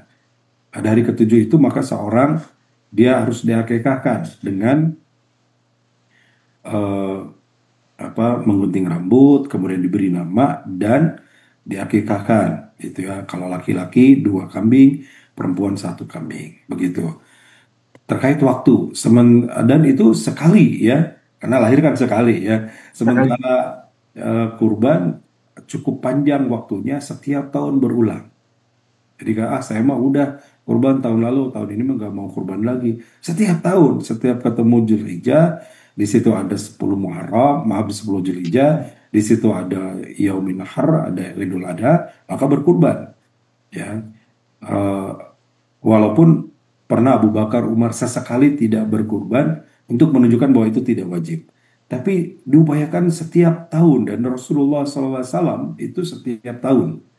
Bahkan terakhir ketika beliau menjelang wafat di Haji Wada di bulan Dzulqa'dah terakhir itu Rasulullah menyembelih 100 ekor unta. 63-nya disembelih dengan tangannya sendiri, sisanya disembelih oleh Ali bin Abi Thalib. Itu menunjukkan bahwa meningkat tuh setiap tahun, gitu ya, bukan enggak. Jadi waktunya berbeda ya. Kalau akikah tergantung waktu kelahirannya, ada 7 hari dari kelahiran, kemudian kurban setiap tahun. Nah, pertanyaannya adalah, nih saya dulu belum diakikahkan, nggak tahu diakikahkan atau tidak, tapi tanya ke orang tua, belum diakikahkan, akikah aja sekarang. Nah, nggak bisa ya, waktunya sudah lewat, sekarang kurban saja ya. Walaupun ada yang berpendapat ya minimal sekali seumur hidup, iya kakek-kakek nih mumpung belum meninggal, dulu ketika belum diakikahkan usianya sudah 77 tahun. Sepemahaman saya tidak usah, cukup diganti saja sekarang dengan kurban setiap tahun, dan itu cukup menutupi ya. Kedua-duanya sunnah ya, akikah juga sunnah bagi yang mampu pada saat waktunya, kurban juga sunnah bagi yang mampu pada saat waktunya. Jadi mampunya sekarang akikahnya apakah harus sekarang? Karena dulu nggak diakikahin sama orang tua karena nggak mampu, kurban saja ya, akikahnya sudah lewat. Begitu kan Kevin? Masya Allah, Ustaz. Berarti Ustaz, kalau misalnya Ustaz ada bayi yang baru lahir nih, kan tadi kan batas waktu 7 hari Ustaz. Berarti yang harus lahirnya mendekati 10 Zulhijjah tadi Ustaz. Berarti yang harus didahulukan berarti akikahnya dulu Ustaz ya, baru kurbannya berarti. Betul, karena tadi waktunya terbatas begitu. Di 7 hari, adapun ada hadis yang dijadikan rujukan walaupun tidak kuat, itu kelipatannya. Berarti 7 kelipatannya adalah 14, 21 begitu. Nah, sampai 21 maksimal. Tapi kalau di luar itu berarti sudah lewat tuh masa akikahnya. Kalau ngambil yang tadi sekelipatan juga silakan. Yang paling afdol tentunya di hari ke-7. Ketika hari ke-7-nya kelewat ya sudah, berarti sudah tidak bisa melakukan lagi, lakukan saja kurban sebagaimana yang dianjurkan oleh Rasulullah setiap tahun kita lakukan di bulan Dzulhijjah. Begitu Kang Kevin. Masya Allah, Ustaz. Izin Ustaz, langsung kita lanjut pertanyaan dari Instagram. Assalamualaikum warahmatullahi wabarakatuh, Ustaz. Bagaimana Ustaz, orang yang berkurban akan tetapi berkurban dengan uang pinjaman? Oke, kurban dengan pinjaman, jawabannya boleh sepanjang dia punya estimasi untuk bayar. Contoh misalkan begini, satu kambing itu 3 juta atau mungkin 3,5 juta begitu ya. Untuk cash nggak ada, tapi kalau nyicil punya estimasi nyicil. Kenapa? Karena punya gaji. Potong gaji aja sebulan 300.000. Setahun selesai itu gitu ya, dengan marginnya gitu. Harga beli kambing 3 juta itu boleh. Berarti ngutang dengan BTN, bayar tapi nyicil gitu ya. Dicicil setiap bulan. Silakan, karena dia memprediksi dia punya gaji yang mungkin gajinya sih 1 juta gitu ya. Dipotong 300 masih ada 700.000. Mungkin bagi yang masih bujangan masih aman tuh 700.000. Jadi boleh, karena dia punya estimasi untuk bayar. Tapi kalau spekulasi saja, Allah pasti ngasih rezeki. Benar, Allah mau memberi, mau ngasih rezeki. Tapi kan harus ada ikhtiarnya. Dia untuk sehari-hari aja susah, untuk makan aja berat, begitu ya. Maka tidak ada kewajiban dia untuk berkurban. Atau Sudah muakadanya juga gugur, gitu ya. Sudah tidak usah berkurban. Maka dia penerima daging kurban. Nah dia, walaupun tidak bisa berkurban, maka insya Allah dia bisa menerima daging kurban, gitu. Nah gitu kalau bagi yang tidak mampu. Jadi sangat dianjurkan bagi yang mampu. Sehingga Rasulullah pun bersabda, man wajada sa'atan, gitu ya.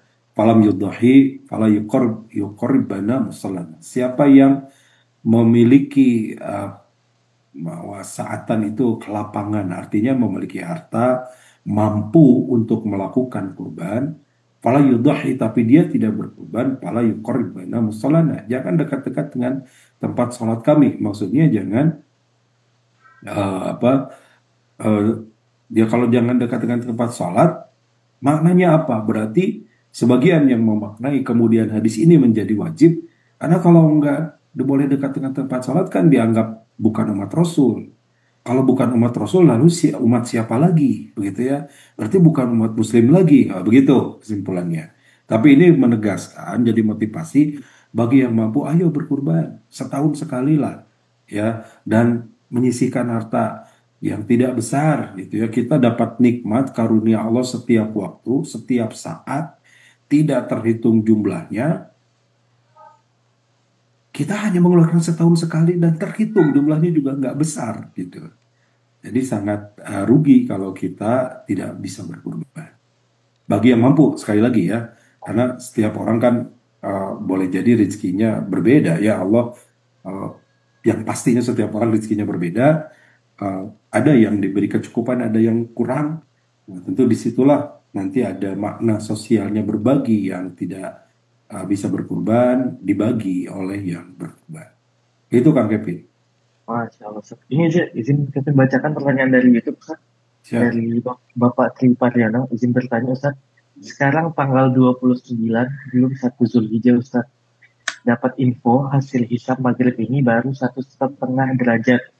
Jadi belum bisa ru'yat 3 derajat. Dan berarti kurban hari Sabtu tanggal 9 ya Ustaz? Ya, kita belum tahu ya, pastinya biasanya sih harusnya pemerintah mengumumkan ya, karena seperti halnya awal Idul Fitri dan awal Idul Adha, pemerintah kan mengumumkan hasil hisab dan ru'yat. Di almanak-almanak kalender-kalender yang kita miliki, rata-rata hari ini sudah tanggal 1 ya. Tidak tahu apakah ini sudah masuk hisab atau ru'yatnya atau tidak.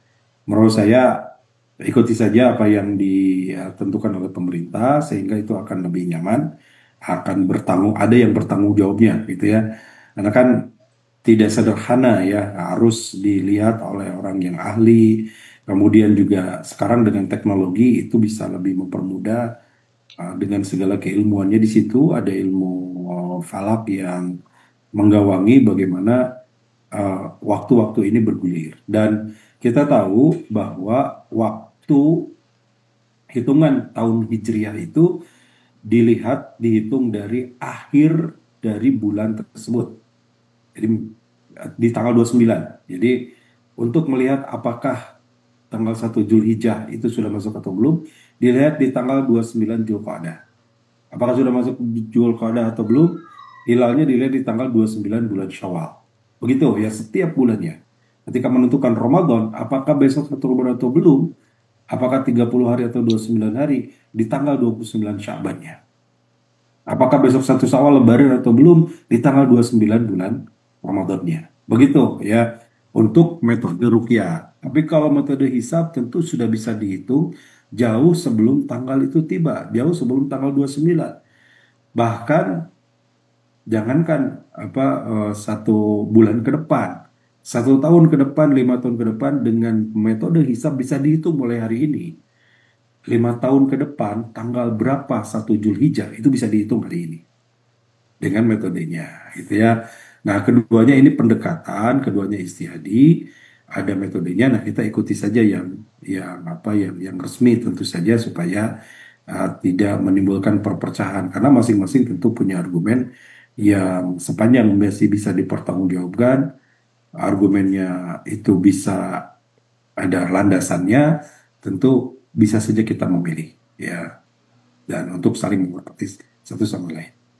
Begitu Kang Kevin, silakan. Mas Nawazir, langsung berlanjut Ustaz. Ada pertanyaan dari Instagram dari Ibu Fitriana. Istilah Ustaz, bagaimana pendapat Ustaz jika sebuah institusi seperti sekolahan misalnya biasanya meminta para muridnya untuk mengumpulkan uang bersama-sama untuk berkorban? Biasanya satu sekolahan diminta untuk menyumbang kurban. Bisa kembali diperkuat Ustaz. Baik, ini kurban patungan tadi ya. Jadi pertama dari sisi niatan dan tujuannya saya kira sangat baik ya. Pertama ingin menanamkan nilai-nilai kurban itu kepada peserta didik, pada para siswa. Bahkan mulai dari anak SD, bisa jadi mungkin dari anak TK ya, sudah mengenal pendidikan kurban ini. Gitu. Ini bagus ya. Yang kedua belajar untuk berbagi ya, sehingga biasanya daging kurban itu juga dibagikan oleh anak-anak kepada mereka yang miskin, yang fakir, yang membutuhkan. Berarti tumbuh juga jiwa sosial di situ yang muncul ya. Kemudian juga tentu ada pemahaman nilai-nilai ilmu tentang fikihnya, di mana berkurban itu mengajarkan pelajaran dari keluarga Nabi Ibrahim, dari pengorbanan seorang anak yang bernama Nabi Ismail.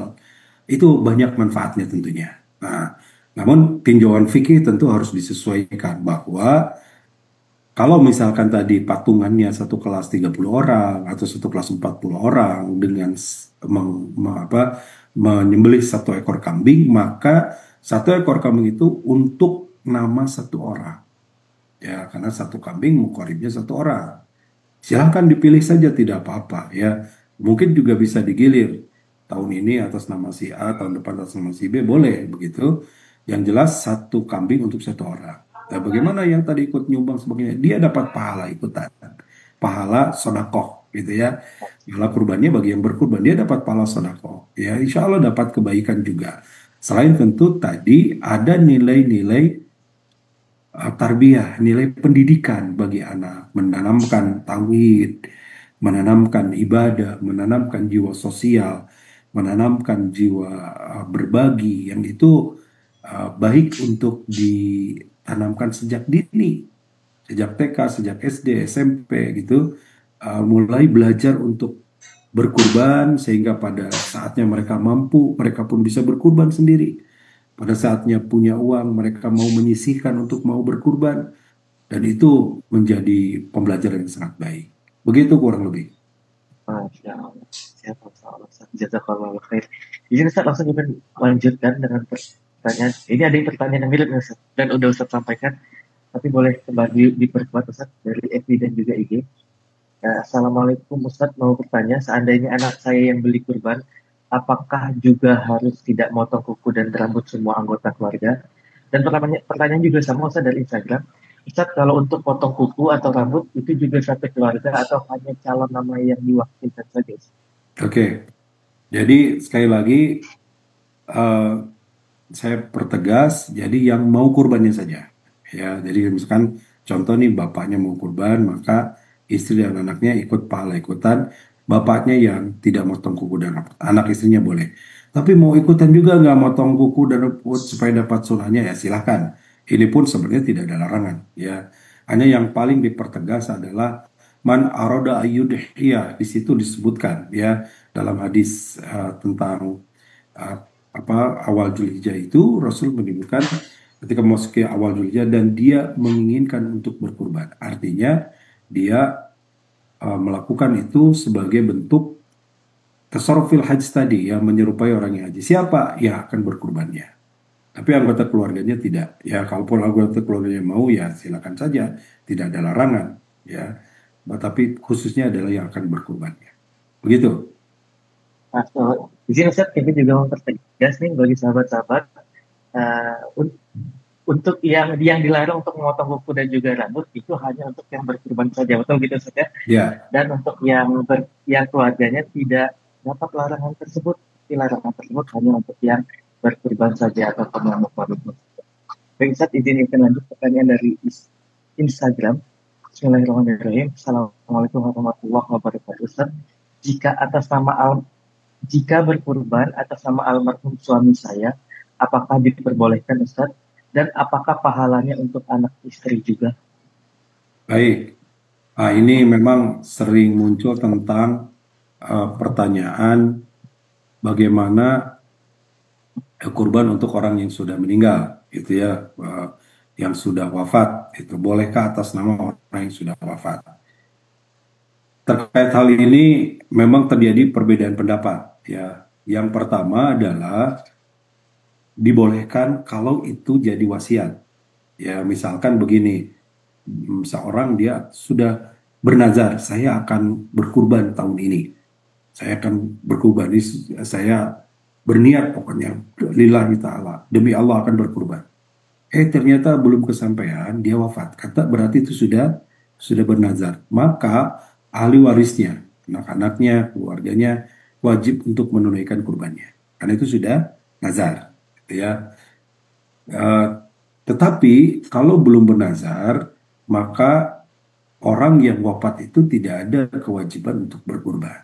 Sama seperti puasa, seperti sholat, itu wajib dan dikenakan bagi orang yang hidup.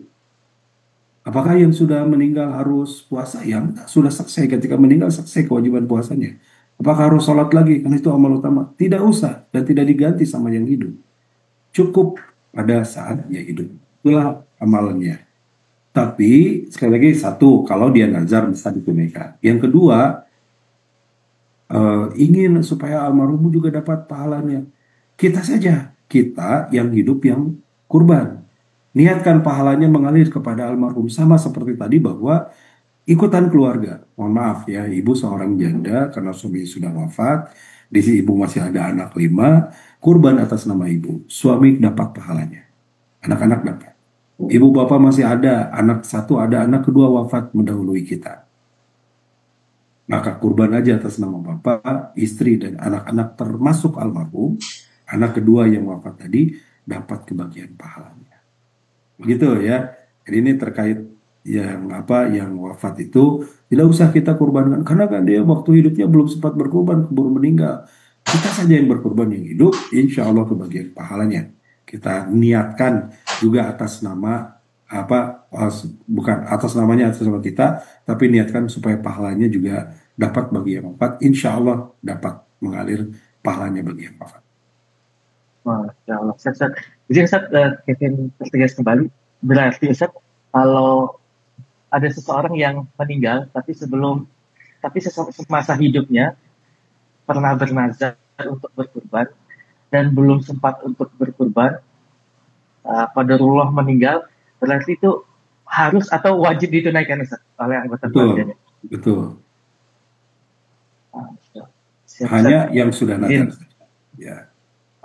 Hanya yang sudah nazar saja. Tapi kalau misalnya yang belum nazar tidak dianjurkan berarti gitu. Betul. Ya. Jadi tadi kalau yang sudah meninggal ya pahala ikutannya dapat, ya pahala ikutan dari keluarganya. Betul.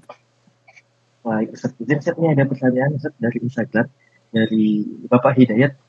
Izin bertanya Ustaz terkait kurban sapi untuk yang 7 orang Ustaz, yang dibagi 7 tadi. Apakah ada dalilnya? Tolong dibantu Ustaz untuk dalilnya tersebut. Baik. Jadi dalilnya jelas. Jadi Rasulullah ini dari sahabat Ibnu Abbas kalau tidak salah ya. Dan kejadiannya pada saat waktu itu perjalanan peperangan. Jadi ternyata Rasul dan para sahabat hatta dalam keadaan perang pun mereka melakukan kurban, gitu ya. Dan diriwayatkan hadis itu. Benar-benar besok saya harus buka dulu ya, saya teks hadisnya kita tayangkan besok insya Allah. Tapi kurang lebih intinya begitu. Jadi sahabat ini menceritakan bahwa kami berserikat berkurban 1 sapi untuk 7 orang begitu, dan 1 unta untuk 10 orang. Itu sahabat yang menceritakan itu, dalilnya sahih insya Allah, nanti detailnya besok kita bahas. Dan memang kemudian juga para ahli fikih merinci ketentuan-ketentuan lain selain ketentuan dari 1/7 tadi, seperti misalkan hewannya harus sehat gitu ya, kemudian tidak cacat ya, kemudian ada ketentuan usia seperti halnya kalau untuk unta minimal sudah berusia 5 tahun, untuk kambing minimal 1 tahun, untuk sapi minimal 2 tahun.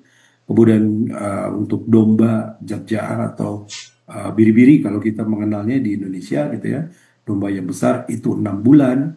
Nah, itu juga dirinci oleh para ulama berdasarkan beberapa dalil yang disampaikan oleh Rasulullah. Nah, termasuk juga pelaksanaan kurban ini ya dilakukan oleh Rasulullah dan para sahabat saat itu ya 1/7, jadi 1 sapi untuk 7 orang. Ini jelas dalilnya ada. Kalaupun sekali lagi lebih kurang, jadi 1 orang lebih dari 1 sapi boleh gitu ya, satu orang lebih dari 1 kambing boleh, tapi tidak lebih 1 sapi itu dari 7 orang. Maka kalau mau kurang boleh. Itu kurang lebih. Jadi Ustaz, ini yang bertanya Ustaz.